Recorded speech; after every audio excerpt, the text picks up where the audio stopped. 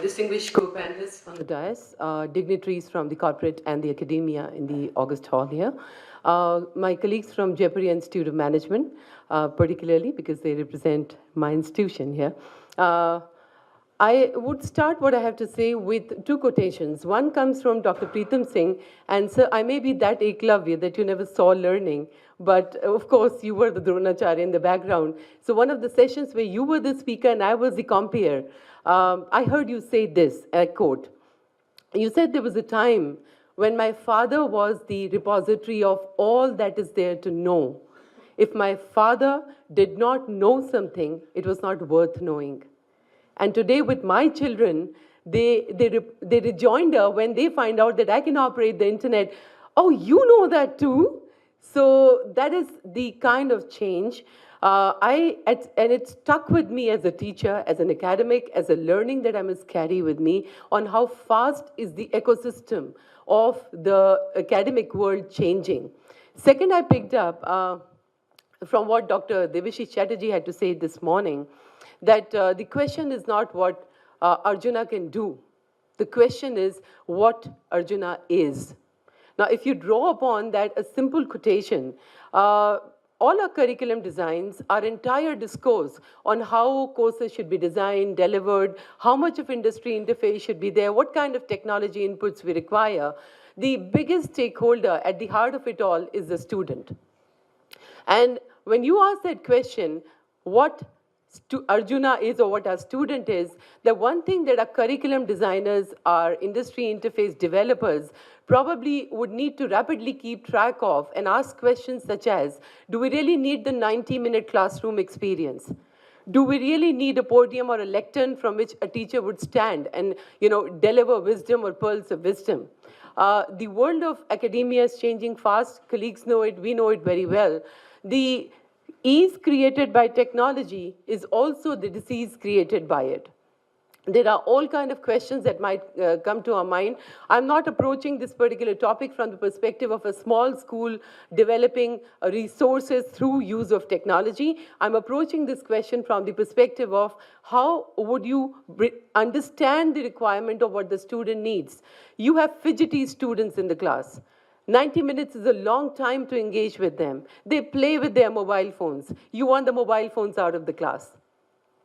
A lot of teachers I know would want the students to put it on silent mode, out of reach, but you and I know the fact is that the best of faculty who delivers a lecture has got some students playing with their mobile phones in the background. There is so much going on. We crib about shortening span of attention. We crib about the whole creature called student, not gone beyond comprehension. The fact is, this is who he or she is.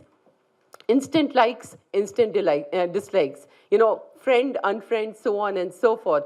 Keeping the background of this ecosystem in mind, the question that comes up, is technology a problem that we have to deal with?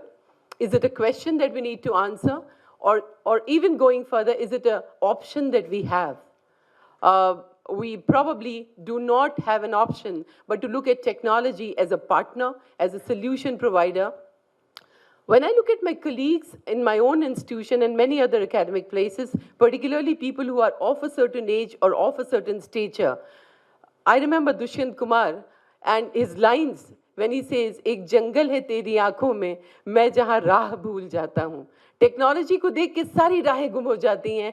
The adoption resistance is so high, so uniquely high. So the story that I'll unfold in front of you is the story of how and what technology brings as a challenge. You and I know, I don't need to share with you, we have got Wimba Classroom, we've got podcasting, you are using WhatsApp in learning ambience, you are doing video lecture capture, whatnot. I can't possibly, in front of the technology wizards on the panel, begin to talk to you about what technology can potentially do.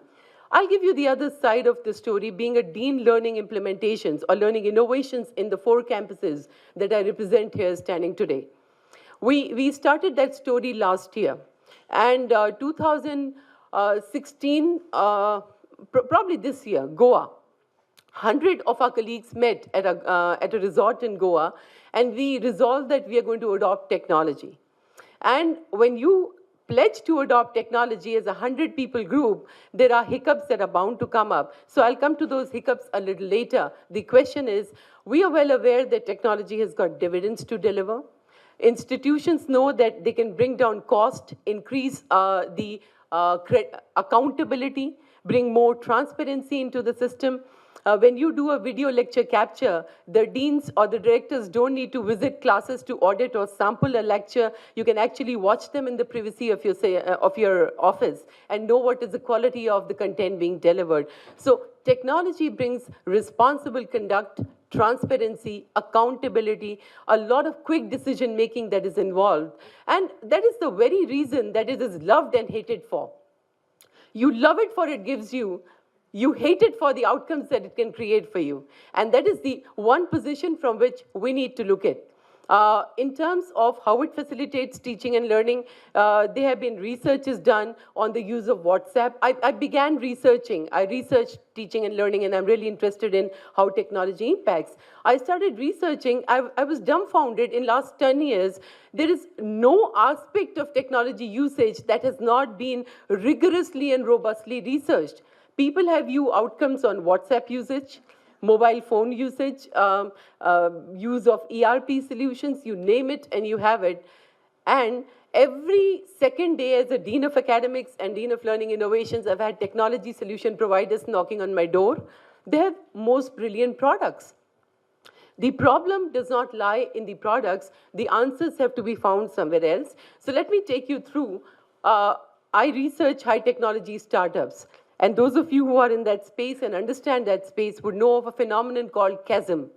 That when you're trying to reach over to a majority of adopters in a market, you hit a chasm, a dead end. Nobody is willing to talk to you or listen to you because they are so scared of technology. If you look at the workforce in business schools or any school for that matter, the average age of faculty, we'll take a wild guess, would be on the higher side of 30. And the grayer you get, the research does not support it, but it is a convention or said that you're probably going to have a high aversion for technology. Now, that's where we are trapped. Our students and their learning ambience is technology intensive. Our faculty and its teaching mindset is still captured in that 90-minute class, a 24-session delivery, and a 30-hour course credit delivery. And that is the contradiction that I have absolutely no answer for. I cannot give you that answer. I have been teaching for 20 years now. Never have I seen my students get so tired in the class. This lot of students cannot take passive flow of information coming their way incessantly without getting their hands dirty. They must be given something to do during the classes, make technology a partner or any other thing the partner. The experience that I'm going to put together for you is the experience of how we have tried to evolve technology as a partner and what are the kind of bottlenecks we faced. We adopted technology resolution.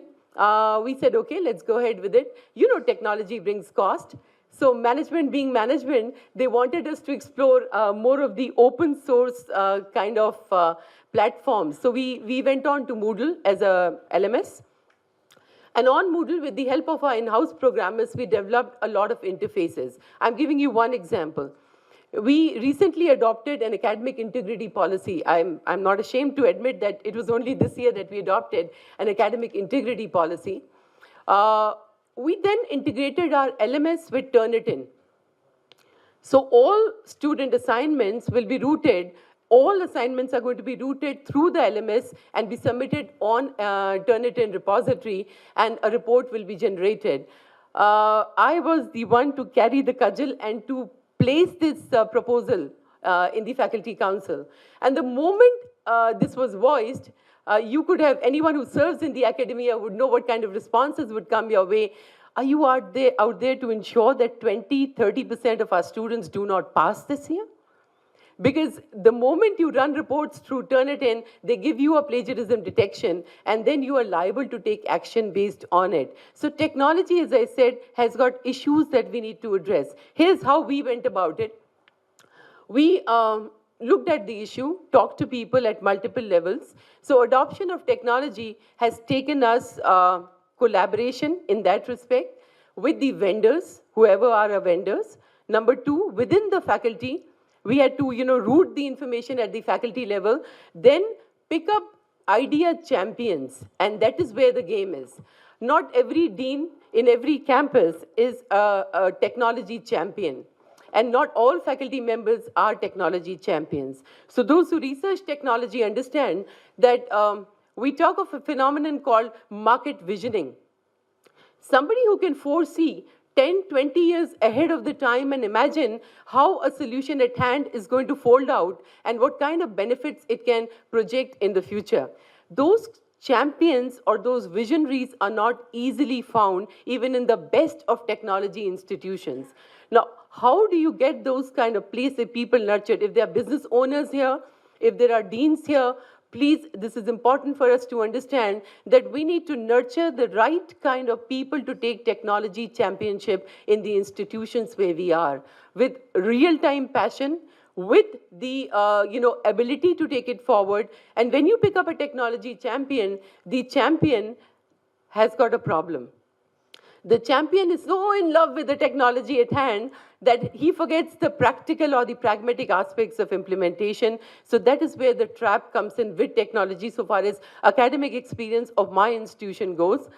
People get so enthusiastic about their product that they feel that the world should jump at it. Look, we can do quizzes on Moodle. Sure you can, but are you aware that students are stealing logins?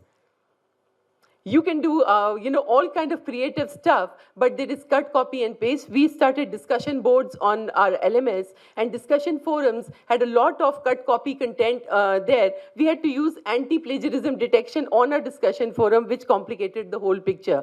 Therefore, I say technology is a friend that needs to be adopted with a lot of careful thought, championing behavior. Find those champions and crack in and get into the system, supported by adequate training. In absence of that training, everything fizzles out. And I say this because 3 interventions of technology are right now rolling out in our campuses. We are experimenting with flipped classrooms, big way. We did not roll it out to everyone. We found champions. There are 9 champions right now amongst 100 faculty colleagues who are going to be experimenting and writing their cases around adoption of flipped classroom. What have we done? We engaged with the existing vendor who does the video capture for us to develop his product to give us flipped classroom interface. So it takes a lot of working together on technology if you would want to develop and see the kind of outcomes you want for yourself. We're also working on, as I said, Turnitin-based submissions. Third, I advise colleagues in my campus to make mobile phone a friend rather than an enemy in the classroom. So my class participation marks are often earned through mobile-based Google searches right in front of my eyes. I give a time-bound window. You can do WhatsApp or do whatever you want. You cannot stop this generation from choosing how, when, what, where will they learn. That is a given thing. They'll shut themselves off to you if they don't want to learn. So we have to probably speak the language that they understand and behave the way they expect us to behave. So what is the road ahead? 90-minute class is not going to go away anytime sooner. Teacher on the lectern is also not going to go away even if we wish him off. Third, the repository of information that we saw in a teacher is no more. The role of a teacher is changing and evolving. Adoption of technology, majboori hai. It is not an option available with a lot of us. The faster and swifter we get onto it, the better it gets us to, probably go on and do our experiment. So I'll re-emphasize choosing the right technology course, partnering backward with the vendors and forward with the users, a training support framework in which you adopt your technology. But there's one thing with it. If you do not adequately support it, chances are very high that it backfires and you're back to even, back to square one or back to wherever you wish to be. So that's the complication here. What is the challenge in the years to come? Just concluding, sir. The challenge in the years to come would be student engagement. Somebody said recruiter and industry interface. How are we building that interface using technology? It's nothing very unique or extended.